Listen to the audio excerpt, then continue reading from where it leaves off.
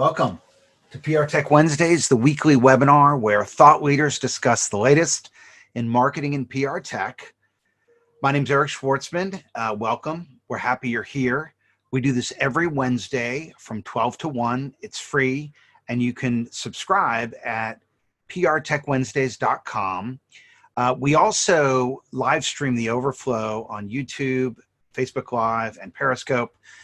We have room for 100 people in the live video chat. So if it fills up, you can always go there and watch the overflow. And then if you subscribe, you get a link to the replay as well. Our guest today is Ryan Paugh. He is COO of the community company and co-author of Super Connector. Ryan, welcome to PR Tech Wednesdays. Yeah, thanks for having me. Glad to be here. Yeah, glad to have you. You know, it's interesting. I remember reading that book, The Tipping Point by Malcolm Gladwell, years ago. And he had this law of the few. And what he said is basically the success of any social epidemic is heavily dependent on the involvement of people with a particular rare set of social gifts. And there were three types of people he talked about. He said the salesman, the persuader, the maven, the information specialist, and the connector. And these are the people in a community who are known for the number of people that they in their circle and who have a good habit of making introductions. And he says he attributes the social success of connectors to the fact that that they have the ability to span many different worlds, and that's something intrinsic to their personality, some combination of curiosity, self-confidence, sociability, and energy. So, you wrote this book, Super Connectors. Is it sort of, taking Gladwell's theory of the connector to the next level? I think it is. I think right now we live in a time and a place where who we surround ourselves matters more than it ever has been before. And I don't just mean COVID. That's obviously taken that and put it on steroids. But really just sans COVID, we are in a place right now where we are oversaturated with so much content, so much noise from mainstream social media that we don't know how to separate, your average huckster from someone who's truly of value and worth to your time that you should be investing in. And in our book, what we really want to do is help people get back to that point where making connections was easier, where it was not so difficult to sift through the noise and find real value and real individuals that are worthy of your time and worthy of your investment. So through Super Connector, my partner, Scott Gerber, and I, we took 10 plus years of community building that we had been doing, as well as interviews and case studies from a variety of people that we respected, to put it in a book that we hope wouldn't provide the blueprint, but really the inspiration for everyone to redefine for themselves what being a connector and building community around yourself means. I want to just give a couple introductory announcements. The first is, there are 5 types of web traffic: organic, referral, social, email, and direct. And of those 5, organic usually generates the best traffic because users trust Google, and companies that rank high in web search get more clicks. Yet most PR people don't know the basics of SEO. So before things get busy again, now is a good time to invest in yourself and improve your skills. So in a second, I'm going to give you a free link to a video course on the basics of SEO for PR. So get ready to write it down. It's a free course on the basics of SEO for PR. And if you sign up, you get lifetime access. And you can get it at ericschwartzman.com/SEO class. And it'll be free for signups while we're live today. Our bookstagram of the week is... ta-da! And we could talk about them a little bit because they've got a great online community. But this is Traffic Secrets, the Underground Playbook for Filling Your Websites and Funnels with Your Dream Customers by Russell Brunson. He says the biggest problem most entrepreneurs have isn't creating an amazing product or service, it's getting future customers to discover it. He says every year, tens of thousands of businesses start out and fail because entrepreneurs don't understand one essential skill, the art and science of getting traffic to find you. It's interesting. He says the book is free. You have to pay shipping and handling. And he calls that a self-liquidating funnel. The idea being that you would cover the costs of his printing and his shipping, and then you'd be into his email list and he could try to sell you other things, because he has a product called ClickFunnels, which is essentially an easy to use point and click tool for setting up a funnel to market and sell things online. His marketing tactics are very aggressive, but he nonetheless is a phenomena worth studying, having grown his business from 0 to 200 million with no venture backing in under 5 years. So the book is Traffic Secrets. It's brand new. It's his latest book. He's got 3 others by Russell Brunson. You can get it online at trafficsecrets.com. Okay, so now we can get started. So the first question I want to ask you, this PR Tech Wednesdays is supposed to be a community for PR people. Mm-hmm. You know, it's free. I want this to be a place where people can come, learn from people like you, network in the chat field and talk to each other. It's open. We don't control it or, police it or anything. People can share links, say whatever they like. We invite people to ask questions on screen if they want. They usually don't take us up on it, maybe because they're still in their jammies, who knows. But what advice do you have for me just getting started out of the gate? How could I make this a better community for PR people? Well, I'd love to see more of them on the chat. I think hopping on here and being a part of the conversation is a good place to start. I think, one of the things that I always try to teach to other community builders that I work with is that you have to lead by example, right? So I think it's going to have to start with you and find ways through listening to your community and how you can help them. How can you be more generous with the people that you're surrounding yourself with to make you worthy of their attention, right? And I think it's all about making sure that you make the first move, so to speak, and the more generosity and goodwill that you put out there to everyone on here that's listening and everyone in your forums and whatever platforms you use to connect with this group, the platform doesn't matter as much as the tone that you set. And if that's a tone of generosity and goodwill, what you're going to see come out of your community over time is a viral effect of generosity and goodwill, because you've set the tone and you've kind of made the first move to establish what your community is all about. What's funny, I see some old friends in the amongst the attendees. I see Sally Olmstead, who I used to work with at Rogers and Cowan years ago. I see Tim McMahon. I see Mary Beth Huffman. I see Joel Kamen. I see Eric Deutsch. I see Chip Griffin. I see Cheryl Proctor Rogers, the former president of the Public Relations Society of America. So many people. Thank you so much for coming. And please, let's use the chat room to talk amongst ourselves. So first question before we get into the nitty gritty of communities, because I've been listening to a lot of your previous interviews with other folks in your world, and I have a ton of questions for you. But I just want to start, what is it about your childhood that led you to become an entrepreneur? I wasn't the entrepreneur type that has it in their DNA. You'll hear a lot of entrepreneurs say that. And I'm sure it's true, but that's not me. I didn't come from a family of entrepreneurs. My dad, my mom were all part of corporate America. Generation before that worked very hard, but weren't necessarily entrepreneurs in their own right. I discovered entrepreneurship, and I discovered it through curiosity and exploration. I would say that I was a community builder first. I was always the guy who found a lot of joy in connecting people. I was always the one who threw the parties. I was always the one who was looking for opportunities to bring folks together. I was always the one trying to help solve other people's problems by connecting them with other individuals in my network or my circle of friends that I thought could support them. And that really drove me and continues to drive everything that I do in my life. Entrepreneurship was just something that I found through being connected and being surrounded by people who were more entrepreneurial by nature. So I would say, if you are like me and curious about entrepreneurship, curious about going out there on your own, but don't feel like it's in your blood, that doesn't mean that you can't achieve. That means that you need to start surrounding yourselves with people who push you and challenge you and make you feel uncomfortable. And it's because of that aspect of my life and who I decided to surround myself with that I was able to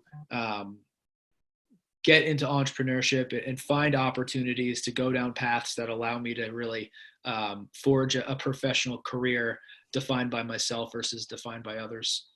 And you've got this company now that operates a number of communities, including the Forbes Councils, which one of the privileges is, the ability to publish if you meet certain guidelines, as well as the Business Journal's Leadership Trust. So just start, for those of us that don't know, give us sort of an overview of the community company, Yep. what it is, what it does. Sure. So the community company is an organization that builds invitation-only professional associations. We do that by combining a bunch of different benefits and practices that we've built over the last 10 years. One of them is just connections and building authentic relationships between professionals in different industries, different geographies, and different walks of life. We do that through forums. We do that through connections, both in person and online. Obviously, a lot more is happening online right now. And we do that also through something unique that is a little bit different than other associations, which is we focus heavily on thought leadership and personal branding, and through leveraging our media partners, allowing our clients who have been heavily vetted to even join the organization, write and talk about their skill sets and their expertise and their businesses in a way that helps them build authority, build a sense of thought leadership, build more trust with the stakeholders that matter the most to them, whether that be a board of directors or people that are considering joining you as a customer. That's a big part of what we do. And yes, one of our biggest areas of growth, we work with brands in all walks of life, but one of our biggest areas of growth has been with media companies like Forbes, who we develop the Forbes Councils with, who are looking for new opportunities to build community around their brands as the media industry continues to evolve. So tell me, we're in this obviously lockdown environment now. And, what I'm hearing from VCs and clients that I talk to, everyone's sort of looking at the bottom line. Where are we going to cut costs? Mm-hmm. How is the pandemic sort of affecting your business now? Are you seeing people start to drop off? And I know it's a tough question, and I know you're obviously to make a market for your product, but I mean, whatever you can tell us about sort of how have you seen your business change since, the pandemic? We are just like every business, everyone is taking a hit, but we are doing very well in terms of, running all of our best case scenarios. We are at the top of our best case scenario in the COVID environment, meaning, we are still seeing ample interest in our communities, both for the connections benefits that many people are hungry for, especially for individuals who are now working in a more closed environment at home, experiencing that sense of isolation for the first time and looking for a sense of camaraderie. That has been very powerful. And then also, I think, for the ability to continue to be visible and to share your thought leadership and to get your brand out there in meaningful ways that we can help members do. Because right now it's hard to get any coverage because the news cycles are just so saturated with stories about COVID and other things that are happening throughout our country and throughout the world that we just can't control. So I think we're offering for our members and the agencies that represent them. We do look at a lot of our data, and most members do have an agency they work with alongside them. They can leverage what we're doing to ensure that they're continuing to create content and build a meaningful voice for clients during these crazy times to ensure that they stand out and continue to be top of mind for the customers that they're continuing to try to earn attention from. Now, in addition to the Forbes Councils and the Business Journal's Leadership Trust, I know you also manage communities for tech brands, for a number of organizations that are looking to leverage communities for customer success or as part of their content marketing strategy. How many communities are you guys managing right now? We're managing several dozen communities, again, mostly media partner driven. communities that are hyper local focused, industry focused, focused on people in specific positions. So we run communities for CTOs and other chief technology types of titles. We run communities for people in CMO type roles and other chief marketing related titles. And the communities and the structures vary. But yes, we're doing it both with media partners and also brands that are looking to build a sense of community. There's a sort of like a buzz saying that's starting to evolve right now that is sort of developed throughout the COVID era, maybe a little bit prior to that. But the idea is that brands are starting to see community as the moat that keeps clients and important stakeholders invested in your brands and continuing to come back.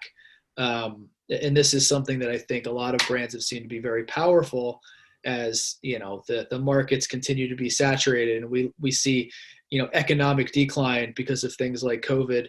These are the activities that are going to separate the winners from the losers in terms of who survives and who thrives through all of this.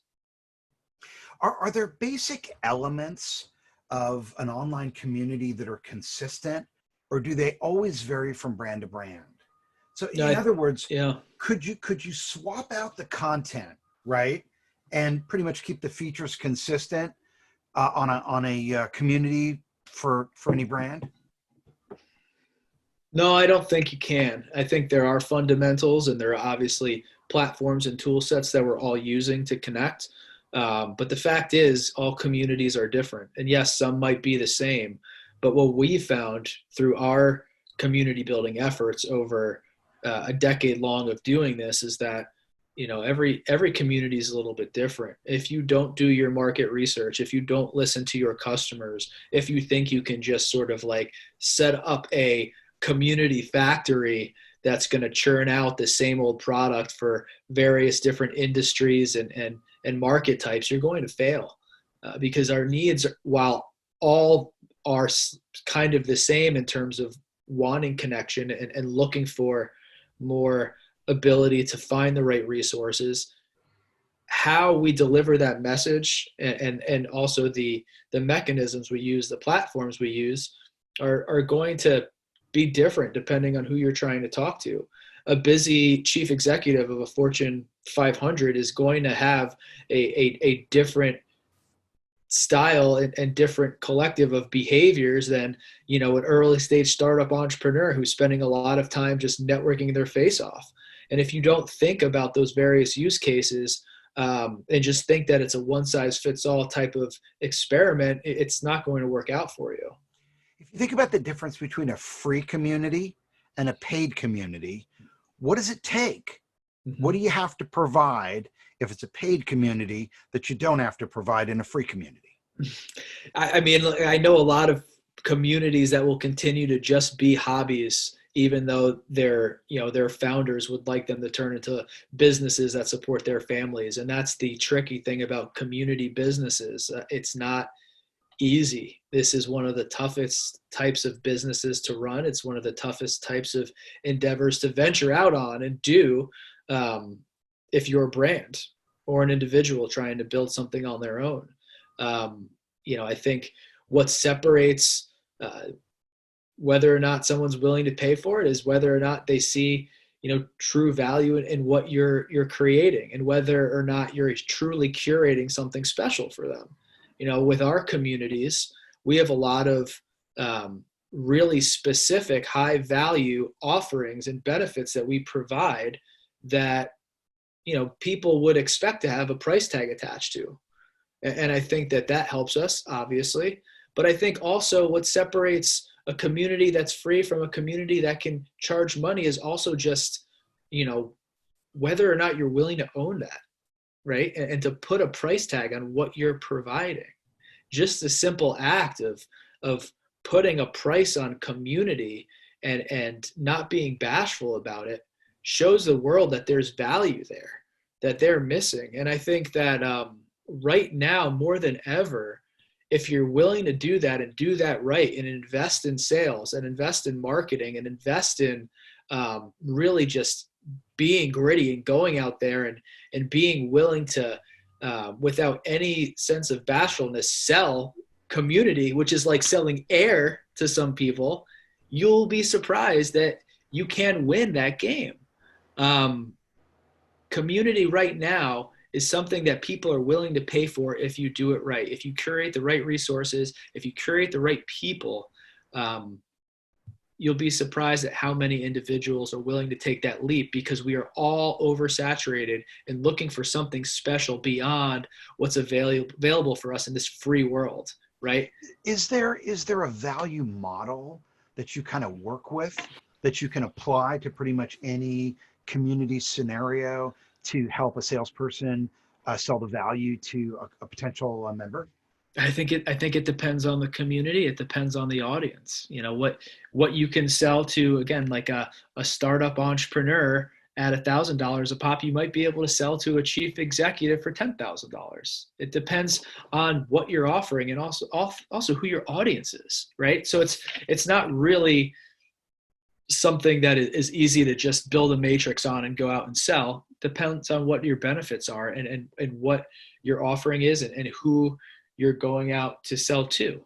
But yes, over time it can be matrixed, and you can build a sales set of sales tools similar to how you would sell any other product, but it takes time and there's no one size fits all. Well, this audience is public relations. Mm-hmm. And, you know, what actually got me interested in asking you to do this interview in the first place was the fact that, you know, Forbes.com, if you're a member of the council, you have publishing rights on Forbes. So talk to us about that privilege, how it works, what you can do, what you can't do. Sure. So, you know, we, through our partnership with Forbes, allow our members to publish thought leadership content through a council channel that we've created. All content goes through our in-house editorial team. We invest a lot into editorial. We have editors that work hand in hand with our members to make sure that the content that they're drafting and taking through our cycle meets all of the guidelines and checks all of the boxes. Nothing promotional, no selling of links, nothing that would be deemed to be not above board in the eyes of a news entity or media company that needs to abide by certain standards in order to make sure that they're credible and ethical in their world. And once that process has ended, and it goes through several rounds of editorial, both to meet those guidelines and also to ensure that we are doing our best to help our members develop a strong voice and a readable piece of content, because again, you know, a lot of our members aren't, you know, writers by trade, but have great ideas and great experience. Once we go through all those sets of processes that help our members look their best in their final product, we will publish on Forbes and allow them to share that content, utilize it for their social media, utilize it for sharing with customers, use it for sharing with potential customers on their websites, and so on and so forth, to really build that sense of credibility around you and your brand. Now, it is identified as advertorial or as advertising. Mm-hmm. Yeah, it falls within, you know, native content styles of publishing. So, you know, because of the fact that it is a paid for program, it will fall under that, you know, side of the house. It's not purely editorial. You're not becoming a contributor or a reporter. You're sharing your thought leadership through a channel that we've created alongside all of that. Yeah. And how often can you, if you're adhering to the publishing guidelines and creating quality content, how often could a member publish? You know, it all depends on how good the content is when we get it. You know, average publishing time can take 3 to 5 weeks. Once that content's published, you can submit another article, go through the process again. So you can kind of reverse engineer like the frequency in which you can publish based on that. So it's about 3 to 5 weeks to move an article onto Forbes.com through the Forbes Correct. Council. And then, you know, you would submit after you had done that. So really theoretically, you could probably move 10 times a year if you're really firing on all cylinders. Yeah, if you're a power user, you could absolutely do that. We have members that publish several times a year and will keep returning year after year and renewing because they see the value in just having, several carefully curated pieces of content that they've created that they can then leverage to amplify their brand and showcase their expertise. And that's exactly enough to keep them excited and happy with the membership. Totally Now, depends. because communities are a subscription business. Obviously, you don't want to sign someone up and lose them. You want to keep them for the long haul. Yep. So is there a consistent value model that you use to keep members engaged and circumvent churn? Yeah. So, I mean, it depends on what the model of the community member is coming in. Some people join more for visibility. Some people join more for connections, depending on what we know about the member, which starts on the initial sales call. Understanding where they see the most value, there'll be specific paths that we take them and specific modelings for how we engage that member year over year. And that all ties back to internal platforms that we've built to manage and oversee our member population, to know what activities they've completed and more importantly than that, what things they haven't completed that will then help us measure their performance and know who is more in the green, meaning they are in good shape, they're doing everything they need and are highly likely to renew, and who's in the red and potentially in need of a little bit more TLC to ensure that we can move them into a more green state where we feel like they're going to be happy and very likely to renew. Are there online professional communities out there beyond yours that you don't manage that you think are really doing a great job? I mean, one of my favorite communities, to be completely honest, is the Community for Community Builders, and that's run by a friend of mine named David Spinks. CMX is the name of the community. They recently got acquired by a online events-based community product called Bevy, and they just run some fantastic events, both online and offline, connecting community builders, community managers, and also, heads of marketing looking to understand community better in the common ground. Virtual events, online forums, offline events when we are allowed to meet offline, and just a wealth of really quality content, research, and white papers and other materials that are going to help you learn from the best of the best in community building as you're applying your community strategies in your own brand. What about HubSpot? How do you think they're doing? I mean, HubSpot's a great platform, and I think they've built some really good community offshoots to help their clients connect, to help marketers connect. I used to live in Boston, and Inbound was just one heck of a good time whenever they threw that event. We always do a lot of content around Inbound for our own business because they bring together just some really quality people.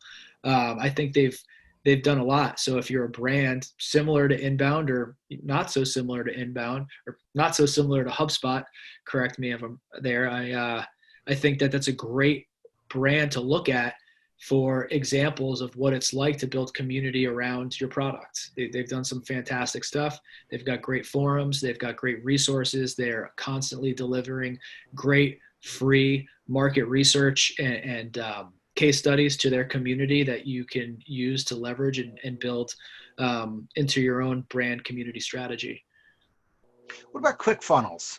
You watch them at all, see what they're doing? I mean, in addition to having the SaaS platform and the books, he also has the annual event where he celebrates most successful users of his service, that type of thing. I know of their success. I'm not involved in ClickFunnels in any way.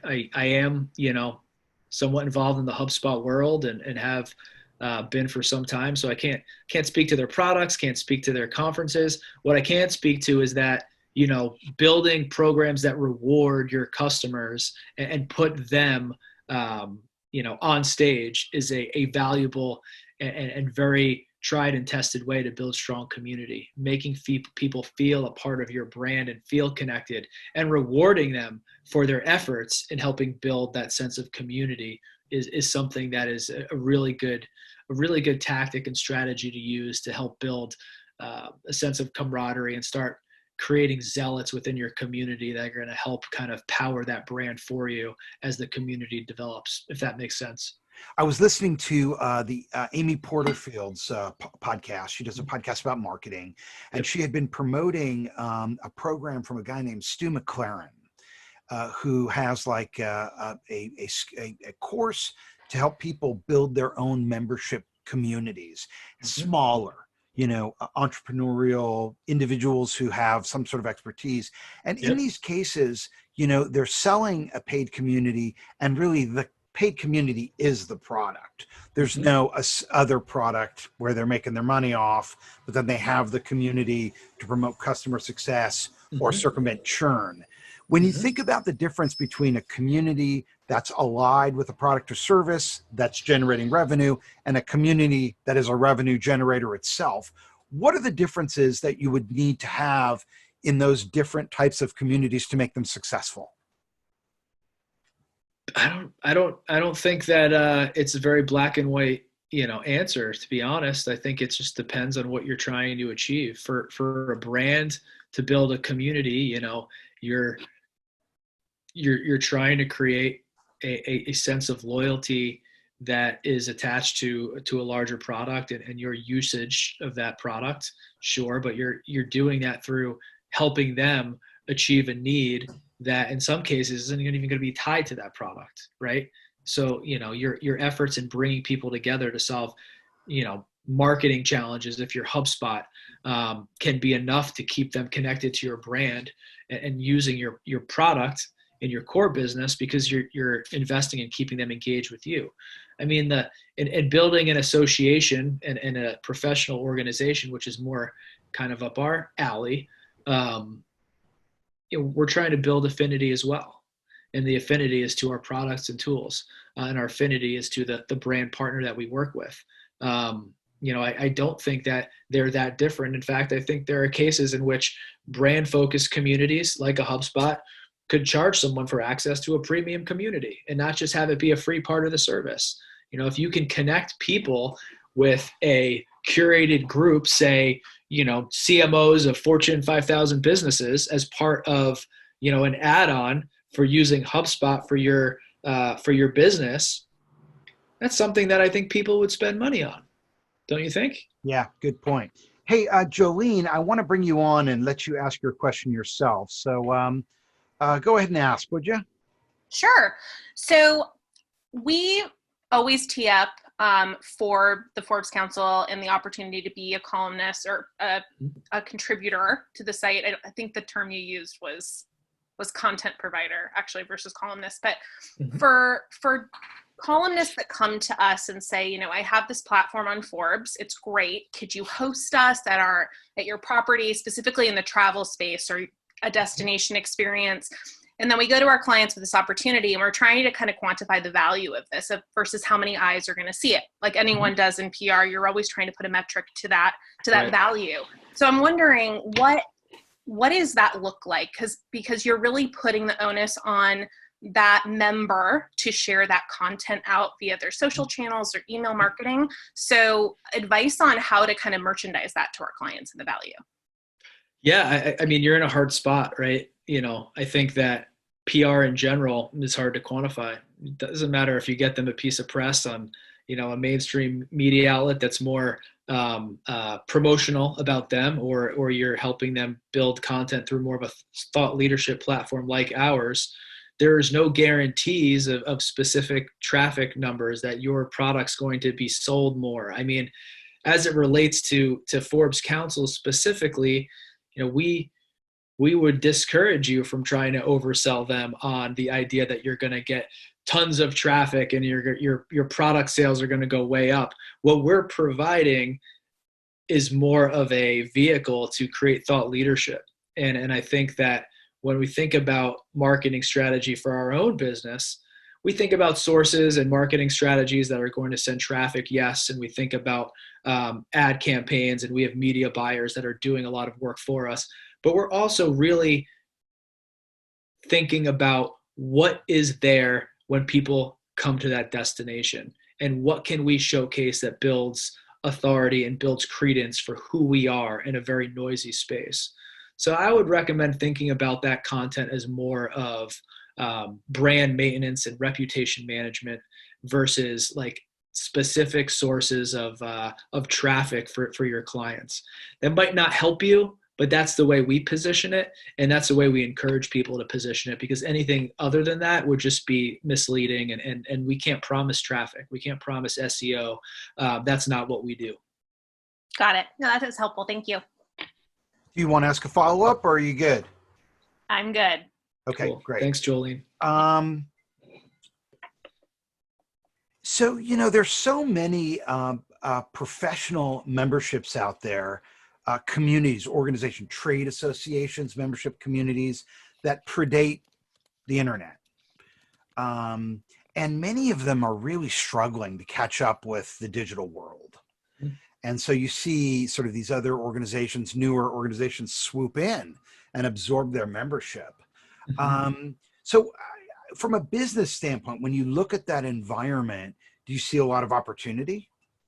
Yeah, I mean, look, there is a number of competitive communities out there for any tried and true professional association that's been around for decades, both free and paid for. The idea of creating a community and an association of people became free for everyone to do in the social media era. So there's a number of pain points there for, these tried and true organizations to overcome. But I would kind of counter that with, something that I think is really important to remember. These tried and true organizations have learned a lot. In fact, some of the organizations that I admire the most are ones that have been around for decades. The YPOs of the world, for example, are just fantastic groups, and they're still thriving, and they still have high retention rates because they've invested in something core that transcends platform and is more about the true product that community is, the people that you're surrounding, your other members with. So I think, I would encourage companies like this, organizations that are struggling with retention, to in some part stay true to themselves and to not give up their ethos for a quick turnaround and churn, but to also make small calculated investments into technologies and marketing solutions that are a little bit beyond what they're used to, and take baby steps and be wary of not being pushed too hard in one direction, because there are plenty of, again, hucksters out there that'll tell you that you need to make X, Y, and Z investment just to find out that you've wasted a lot of money. I mean, I'm seeing a lot of professional associations that have been around for many, many, many years continue to thrive and continue to hold on to their customer base and continue to find ways to build into that youth market so they sustain as some of their more core members start to retire. It's just a matter of making some smart investments and getting into that step by step versus just jumping in full force. I think that's a mistake, and where a lot of them go wrong and end up floundering in the long run. Does that make sense?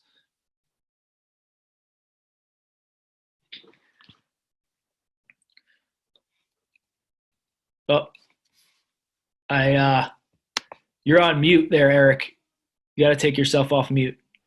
Cheryl, I'm going to invite you to ask your question. Go ahead. Oh, thank you, Eric. I really appreciate it. Thanks for coming. It's great to have you. Honored to have you. This is such rich information. Thank you for that. So Ryan, for the Forbes Council content, how important or not is it to offer content that's based on research? I was just typing an answer to you. I didn't realize that you were the same person. Hi, Cheryl. So not important at all. I think, if you do want to integrate research, you should actually talk to the editors that you're working with on our team before you incorporate that in, because there could be certain conflicts with, just our ethical and moral code for how we need to make sure that content checks all the boxes, so to speak, to be able to go on our channels. We feature more than not thought leadership, right? So talking to your clients or yourself, for that matter, about what their expertise truly is and how they want to position themselves, and through that positioning also position their companies, is a much better, more fluid route to get published through Forbes Councils. I would focus more on your tried and true advice, or the tried and true advice of your clients. And if research can support that, sometimes it works, sometimes it doesn't, but that'll be left up to the editor's discretion that you're working with to decide whether or not it can be incorporated into the story. There are a lot of rules. We are very protective of the brand, as we should be. And you just have to sort of make sure that that's part of the communication. And we pair our members every time with an editor, where you're going to have the opportunity to have those conversations and make sure that before you put a lot of work into an article, that you can have that conversation and know what works and know what doesn't in the particular article you're trying to put out there. Does that help? That helps a great deal. I have just a follow-up. Is that okay, Eric? Please, yes. So Ryan, since thought leadership, of course, has every executive, including myself, has a point of view. So it sounds like that is pretty safe territory to start. It is. We have certain boxes that we try to check, certain things that are not what we would consider to be appropriate for our channel. Certainly when you get into some things like religious views, politics, these are things that they're just no-nos for Forbes Councils. And that's just part of, again, our box in which we live in. But yeah, your opinions matter, your voice matters. We want you to be able to share your expertise with the greater community in which you live in, within the curated side of what each Forbes Council is, and also the bigger community that is the audience that we're giving you access to. If you are going to kind of tread down anything that feels like maybe you should ask, or maybe you feel like, oh, I wonder if this is okay, just err on the side of caution and ask, right? Don't put pen to paper and do hard work and put your heart and soul into something until you've made sure that it's kosher and it's going to work for the particular avenue that we have available for you to publish. Perfect. Thank you. You're welcome.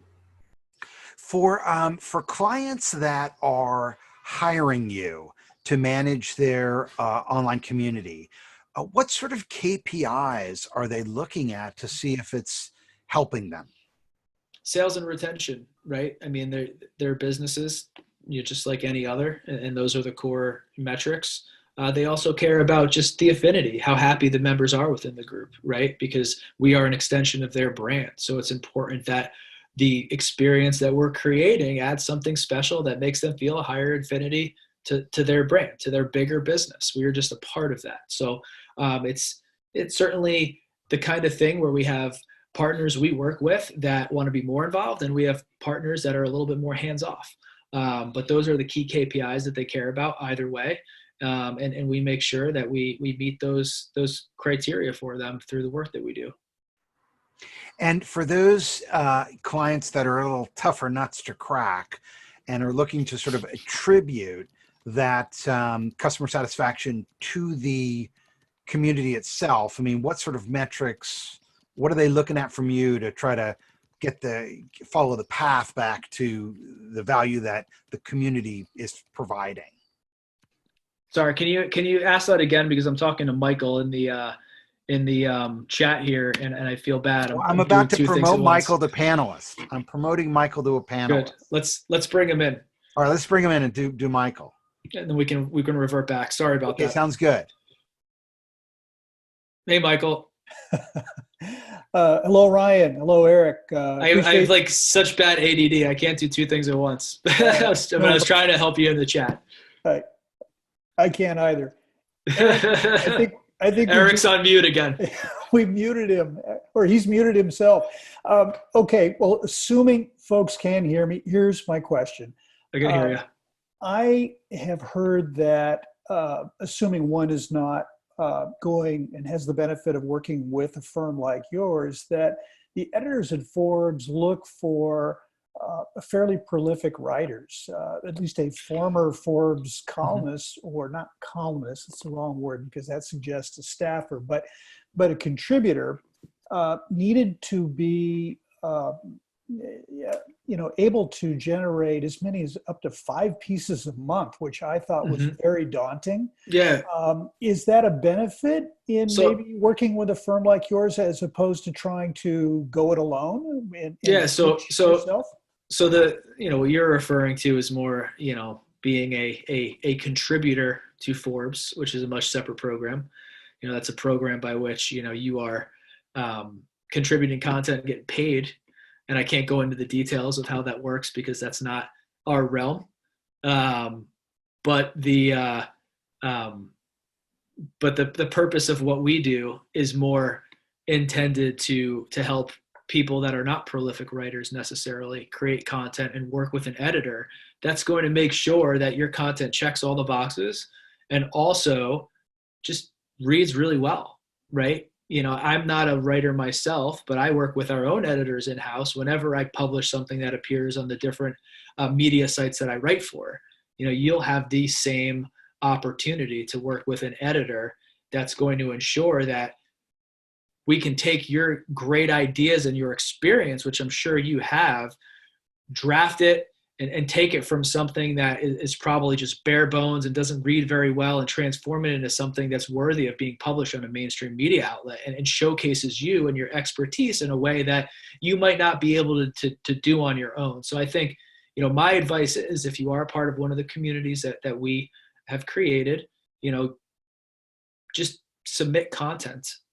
Don't be bashful. Don't put yourself in a position where you feel like it has to be perfect word for word in order to meet our specifications. The purpose of our process, which again can take 3 to 5 weeks, is that it's going to get touched by editors and edited by you, and there's going to be feedback. So you're going to get a lot of opportunities to refine and also learn to be a better writer through this experience, right? Like, imagine what it would be like to have someone training you and help you think about what you're putting down on paper as you're doing it. Our editors are trained very well in that, and I think more often than not are seen as a value add because you're going to get a great final product and you're going to learn a lot about yourself and how you can become a better writer through the actual exercise of doing it with our team. Does that help? It does a bunch. Thank you. Cool. So, Cheryl, who just asked a question, she was formerly the president of the Public Relations Society of America. And that's, the biggest trade association for PR people. And that's an organization that predates the internet and has, been doing a lot to get digital, but, maybe hasn't figured it out 100% just yet. So I know you guys have like a JV model where you joint venture communities with like the Forbes Council, my understanding is a JV. Yep. And then you also do managed services where you'll come in and just sort of turnkey it for an organization. Yep. So like if an organization like PRSA was to come to you and say, hey, we need help, we need to build an online community, how would a project like that go? What would it cost? Yeah. What would the rollout be? Costs vary, so it's hard to talk about that. But I would say, it would start with a couple phone calls. If we felt that there was an organization that we can help of a particular size, PRSA is a perfect example. We would take some calls, find out where they need help, find out where they feel like they're weak, find out if we feel as if we have solutions and technology on hand that could truly help them. That's mutually beneficial for both us and them to go into business together. And if there was, we would schedule some meetings and dive in further to talk about what that modeling would look like, what benefits we would provide, what we can offer to continue to help them build upon the great traditions that they've created with their community, and also provide some ideas for maybe some new revenue opportunities we can bring to the table. It's very hands-on. We don't work with a lot of people. Our client roster is not huge. Our idea is to work with less than more to provide really great value. And the partnerships that we've created have been very much hand selected because they're only people that we truly believe that we can provide a lot of value to. Organizations the size of the PRSA are a prime example of the kind of target market that we look at in order to make investments into things that we think we can really, knock out of the park. Do you think online communities are kind of the future of customer service and customer success? I think they're definitely a big part of it. I don't think that we can ignore the value of just, traditional tried and true customer support with great platforms built on top of it. We all know that things like live chat, AI, more real-time communication, more concierge level service is all important, and things that customer service is moving towards in order to provide a more high touch experience for a more on-demand society, and community can definitely fit into that. I think that, creating forums and opportunities for your members to help each other, or your customers to help each other alongside those customer service efforts, is just a valuable way to scale up and build a sense of connection with a brand.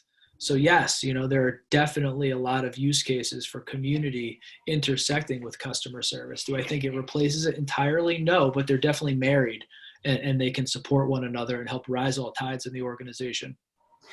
Talk to us a little bit about how a community can play into an organization's content strategy. Sure. I mean, look, one of the biggest things that we do through our community model is create quality thought leadership content with our members. Imagine a brand that is looking for thought leadership content and a more robust content strategy that can leverage people that want to be associated with their brand and want to be elevated and invited to some sort of curated network, who have now the ability through said network to offer thought leadership that you can edit and publish through all of your various sites. I think about big brands and the amplification that they have and the ability that they have to create community, because they have these high domain authority sites that could really just leverage people in their network that they want to surround themselves with to create a robust custom content strategy. Maybe think about putting the freelancers to the side and build a strategy around how your customers and your community can build that content for you, because they want their voices shared. And again, if you have a very reputable brand with high domain authority that you can put them on, then associate them with, I think that's a win all around. I have a tremendous amount of respect for what you do, because I'm an ideas guy. I'm not an ops guy. I struggle with ops. I can put the process together, but I'm not really good at managing it. So you're JVing these communities. And when you JV the community, you sell the memberships. So what does it take to sort of figure out who your audience is and nail the pitch? Is there a process for that? Yeah. I mean, look, we have a really smart member acquisition team, really smart salespeople, really smart marketing people that spend a lot of time on this for every brand that we work with. No brand gets launched without an incredible amount of thought and process-driven discussion around how we're going to engage these individuals. We're not a small operation. We are, very human-centric, powered by technology, but very human-centric. We talk to every single member before they become a member. There is no click and buy opportunity on our website to just join up. You go through a process of talking to someone on our team. You go through a vetting process. You fill out an application. That application gets reviewed by more than one individual on our team. And then if you meet all the criteria, we then invite you to activate a membership and provide us with all the information that we need in order to provide you with a great service. I mean, it's not like just, setting up your average e-commerce site. It's more like joining a Match.com. There are steps. And if you don't take those steps and go through the process correctly, nobody's going to win. We're not going to win at making you a happy customer. You're not going to win because you're not going to get the value that you're looking for out of the membership. I mean, there's an investment here, And we spend a lot of time from the initial sales call all the way through each year of a member's renewal cycle to ensure that that experience is met and that we have happy returning clients. So, not everyone listens to this live. It's also distributed via podcast on iTunes and Spotify. So if someone's listening and they want to get in touch with you, what's the best way to do it? I'm very findable online. I'm on LinkedIn these days a lot. That's really, where I've kind of honed in on having conversations with peers and anyone who's curious about community building. So finding me on LinkedIn is a really good way to start. I'm on Twitter occasionally. You can find me there. And just, feel free to reach out. One of the coolest things about being a community builder is getting to geek out on other people's community ideas for a minute. It helps kind of refresh the mind and make my work more exciting when I get to look at someone else's for a bit. So don't be shy. I'm always curious, always trying to find ways to help others. If you haven't had a chance yet to get access to my free SEO for PR, Basics of SEO for PR class, you can still do that at ericschwartzman.com/SEO class. Special thanks to Flux Branding, a world-renowned resource for defining your visual brand. Flux Branding is a group of creative visionaries and graphic designers dedicated to helping clients build brand identities. And you can visit them at ericschwartzman.com/Flux Branding. And Digital Dragon, where children can develop the skills they need to prosper in the age of machines. Digital Dragon teaches digital literacy to tomorrow's programmers.